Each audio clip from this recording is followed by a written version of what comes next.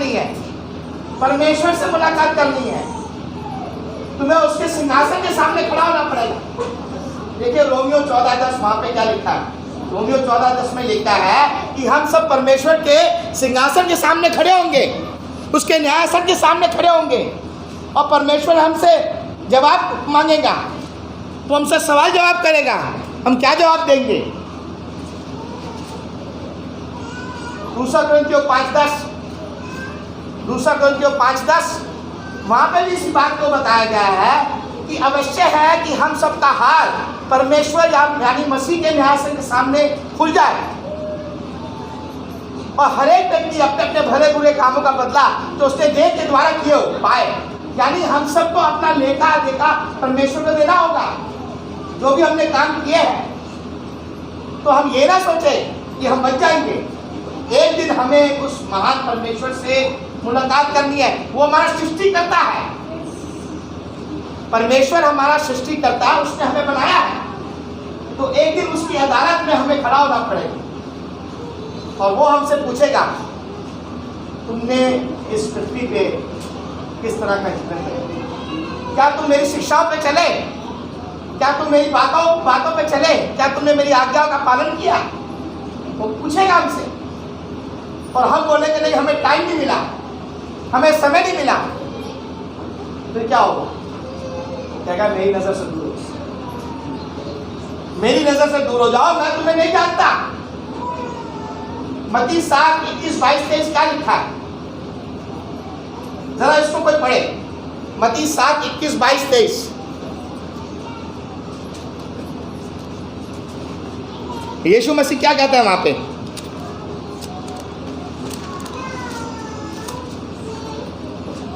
वहां पे क्या यीशु कहता है, जो मुझसे हे प्रभु कहता है, उनमें से हर एक स्वर्ग के राज्य में प्रवेश ना करेगा, परंतु वही जो मेरे स्वर्गीय पिता की इच्छा पे चलता है। हम सब स्वर्ग में जाना चाहते हैं। मुझे नहीं लगता ऐसा यहाँ पे कोई व्यक्ति बैठा है जो स्वर्ग नहीं जाना चाहते हो। हम सब स्वर्ग में जाना चाहते हैं, लेकिन क्या हम परमेश्वर की इच्छा पे चल रहे हैं? अब परमेश्वर की इच्छा कहाँ है? जब हम परमेश्वर की इच्छा के बारे में बात करते हैं, परमेश्वर की इच्छा कहाँ पे है? परमेश्वर की इच्छा जो है वो उसकी पुस्तक में है, उसके वचन में है। हमें परमेश्वर के वचन अनुसार अपने जीवन को इस संसार में व्यतीत करने की आवश्यकता है, क्योंकि इसी वचन के द्वारा हम सबका एक दिन न्याय होगा, इसी वचन के द्वारा। तो यहाँ पे यीशु कहता है, जो मुझसे हे प्रभु कहता है, उनमें से हर एक स्वर्ग के राज्य में प्रवेश न करेगा, परंतु वही जो मेरे स्वर्गीय पिता की इच्छा पर चलता है। उस दिन बहुत से लोग, अब देखिए ध्यान से इस बात को सुने, उस दिन बहुत से लोग मुझसे कहेंगे, हे प्रभु क्या हमने तेरे नाम से भविष्यवाणी नहीं की? आज बहुत से लोग हैं, बहुत से प्रचारक हैं जो कहते हैं भविष्यवाणियां कर सकते हैं, हम ये कर सकते हैं, हम वो कर सकते हैं। फिर लिखा है, और तेरे नाम से दुष्ट आत्माओं को नहीं निकाला। आज बहुत से लोग हैं जो दावा करते हैं हम दुष्ट आत्माओं को निकाल सकते हैं, हमारे पास वो सामर्थ्य है। फिर क्या लिखा है? और तेरे नाम से बहुत से आश्चर्य और तेरे नाम से दुष्ट आत्माओं को नहीं निकाला, और तेरे नाम से बहुत से आश्चर्य नहीं किए। अब देखिए 23 आयत में क्या लिखा है, यीशु कहता है, अब देखिए उसके जवाब को देखिए यीशु क्या कह रहा है। तब मैं उनसे खुलकर कह दूंगा, मैं साफ साफ कह दूंगा। किनसे कह दूंगा? जिन्होंने दुष्ट आत्माओं को निकालने का दावा किया, जिन्होंने बोला परमेश्वर हमने तेरे लिए बहुत काम किए, हमने तेरी बहुत सेवा करी, हमने भूखों को खाना खिलाया, हमने ये किया, हमने वो किया।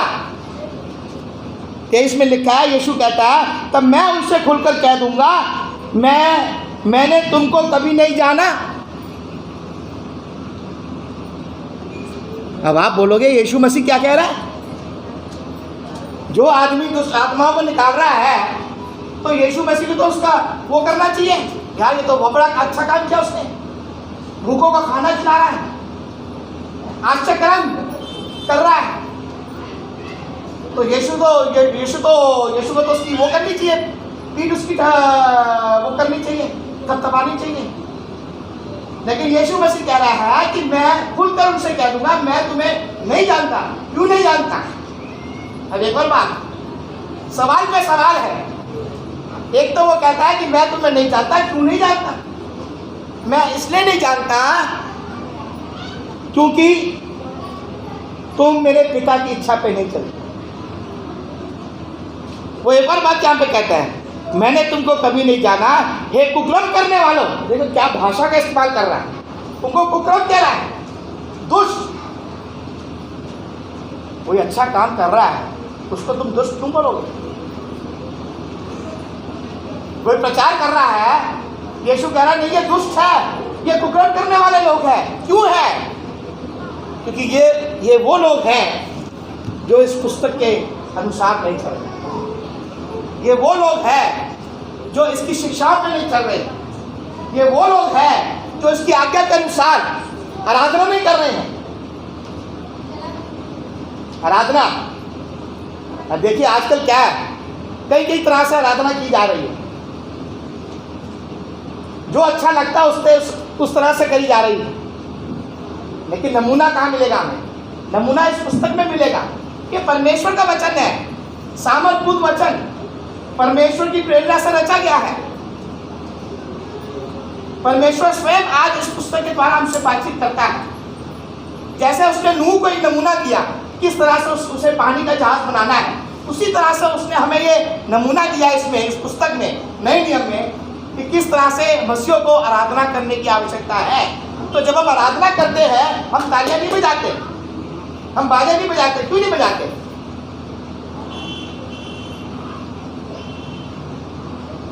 हम इसलिए नहीं बजाते क्योंकि नए नियम में कहीं पर भी उसका जिक्र नहीं है। अब कई बार लोग कहते नहीं, पुराने नियम में तो दाऊद बाजे बजाता था, नाचता भी था, बहुत कुछ करता था। लेकिन पुराना नियम जो था वो यहूदियों को दिया गया था, ज्यूस को दिया गया था। पुराना नियम मसीहों को नहीं दिया गया है। हम जो मसीह लोग जो है, हम नए नियम के अनुसार रहते हैं, हम नए नियम के अधीन में हैं।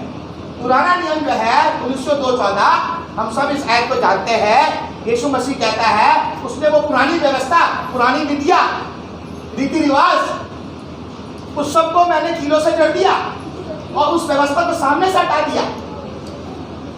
तो हमें यह समझने की आवश्यकता है कि हम पुराने नियम में नहीं रहते, लेकिन हम पुराने नियम को पढ़ते हैं।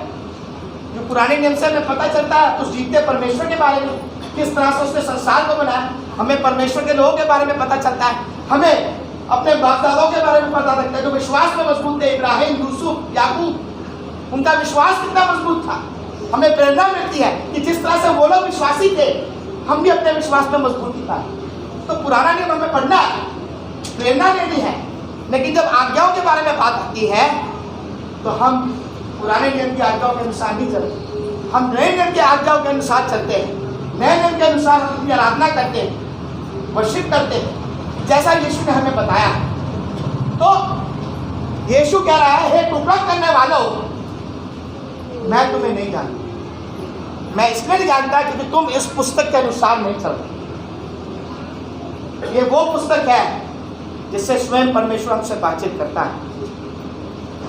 परमेश्वर की जो इच्छा है मनुष्य के लिए, वो इस पुस्तक में मौजूद है। और इसी पुस्तक के द्वारा एक दिन हम सबका न्याय होगा।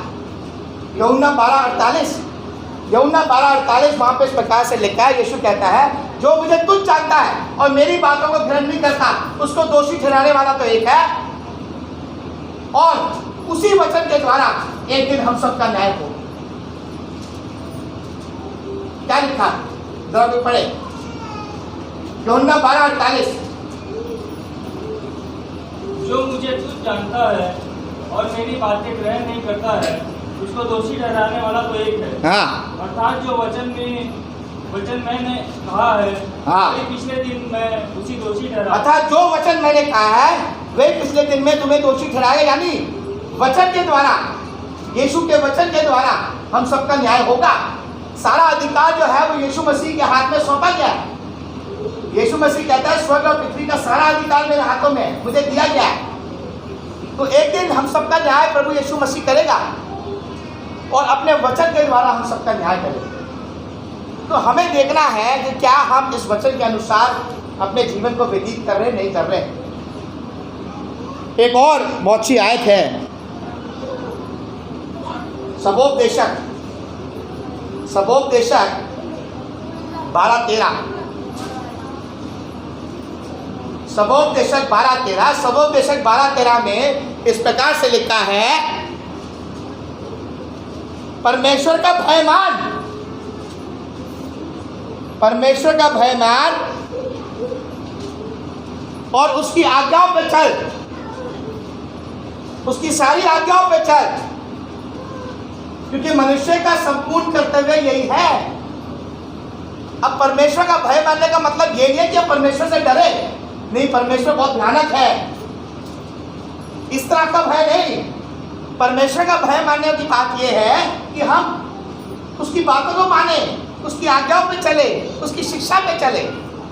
जब हम इस तरह से करते हैं तो हम परमेश्वर का भय मानते हैं। अपने जीवनों में हमारे अंदर परमेश्वर का भय होना चाहिए। देखिए, परमेश्वर का भय होना चाहिए। परमेश्वर का भय अगर हमारे जीवन में होगा तो हम हमेशा परमेश्वर को अपने जीवन में पहला स्थान देंगे, प्राथमिकता। चाहे कुछ भी हो जाए, तूफान आ जाए, मैं अपने जीवन में परमेश्वर को पहला स्थान दूंगा। और बहुत से तरीके हैं जिससे हम परमेश्वर को पहला स्थान दे सकते हैं। आराधना, मुझे आराधना में जाना है तो जाना है, कोई चीज मुझे रोक नहीं सकती।